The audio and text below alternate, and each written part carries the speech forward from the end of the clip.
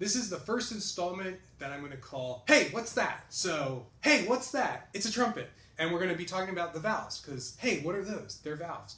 So, one thing that's going to happen to trumpet players very often is your valves are going to get sticky. So today I'm not going to show you how to clean the instrument because that takes actually quite a bit of time. But I'm going to show you how, even for myself, if I were in a rehearsal setting, how I would oil my valve to go as quickly as possible. So you should be able to see the split screen right now. So you might see me look over to the side. That's because I'm looking at my monitor to make sure you can see what's going on in front of me. The camera is very zoomed in, so you see the top of the valve. So first of all, there's a couple parts of the valve. There's the valve cap, and there's the valve, the part we're actually talking about that screws it into the trumpet. So I'm going to take out the first valve, lefty-loosey, righty-tighty. Okay, and I'm going to take this valve out. So right off the bat, and again, feel like a weather person right now trying to use this for the first time. A lot of times, trumpet players who are beginners and new to the instrument, they'll unscrew this top by accident, this cap, they'll take it off. That's not a big deal, but all the parts of the trumpet kind of come apart. So try to make sure you're not unscrewing that cap. It'll get all wonky and loosey and wiggly if you do that. Also, you can unscrew by accident from here. So just be careful with that. It's going to happen, and if it does, I'll fix it for you, no problem.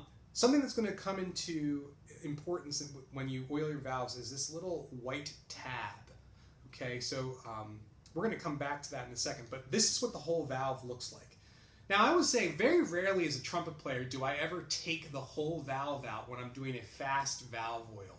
But for now, you haven't really looked at these yet, or maybe you have at home. But I also want to point out that on this valve, and I think I can zoom in. Again, I've never done this before, but there's the number 1 right there. So some trumpets have the valves numbered, some don't. Okay, if you don't find it, it's okay. First recommendation with this whole process is only do one valve at a time because they do go in incorrectly. So another thing I want to point out to all of you is the holes that are all in the valve. So that's how you get your different notes to come out on trumpet. Besides just tightening your lips, the valves go up and down in different combinations, and the different combinations allow air to travel through the tubes in different ways. I'll talk about all these tubes and how to clean them in another video. So now I've got my oil. I just opened it up. Everybody's valve oil looks a little different. Some of you are going to have red tabs on yours. It's just a safety feature so they don't come open. It's not like a childproof thing because they're worried about you doing something. It's so that your cap doesn't come off by accident in your case. So what I'm going to do is first, remember, we're oiling where the metal makes contact with the instrument.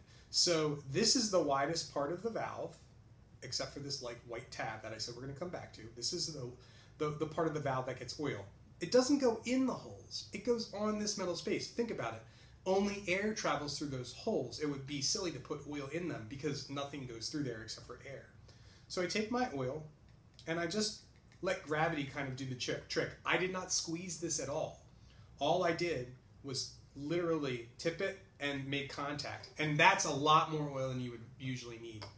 That's how you're going to do this nice and quick. Now I'm going to show you how to put the valve back in. So again, another video further down the line, I'll show you how to clean these. But for now I put the valve back in. This is the tough part. So, and I want to make sure you can see it.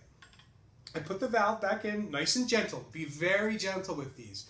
I like to describe a valve like it's an iceberg. So the biggest part of it is underwater. The biggest part of it's in the metal. We can't see it. It's very sensitive. A slight imperfection on these valves can make them not function correctly. So now I put it in. Now here's where this white tab is going to come into importance. That makes it so the valve goes in only one way. So I'm going to put my valve in, and I'm going to twist it until it locks. You might hear a click, you might not. Let's see if we get lucky and hear a click.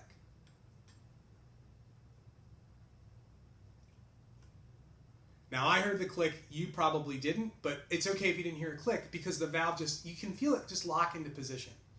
Now before I screw this back down, I'm going to show you a better way to oil your valves. The way I just did it is really if you're clean. So when you're at school, most of the time when you're at home, all you're going to do to oil the valve is you're going to loosen it, you're going to pull it up to about there, you're going to put the oil on here and just go like this. And what's happening is gravity is pulling that oil down and it travels around the cylinder as it goes down. That's really the easiest way. If it still stays sticky, then you can move to pulling it out all the way. So again, I got to make sure I click it. Okay, it's good. And then I screw this back down. These can be finicky. I remember when I was a kid playing trumpet for the first time, you got to make sure that the threads of this screw line up. If it feels weird, just try to loosen it up again. It should be nice and easy, and none of these things have to be super tight. So I'm not like really jamming it down. I'm just nice and loose. Now, here's the last part. If your valve is in incorrectly, you will not be able to play the trumpet. It'll feel like, I like to say, you're blowing against a brick wall.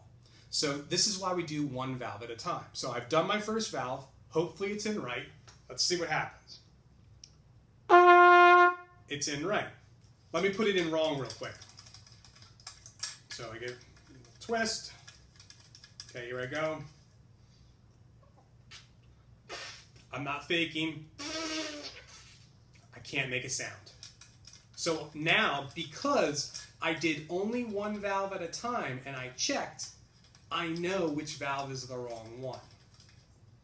Now it works. Here's what's going to happen at home.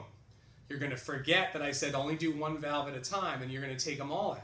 You're going to figure, oh, well, they're numbered 1, 2, 3. It's not a problem. But let's just go through that. Then you put it back in, and only one valve's wrong. Well, now you don't know which one. Now you've got to play the guessing game of what's going on, what's happening.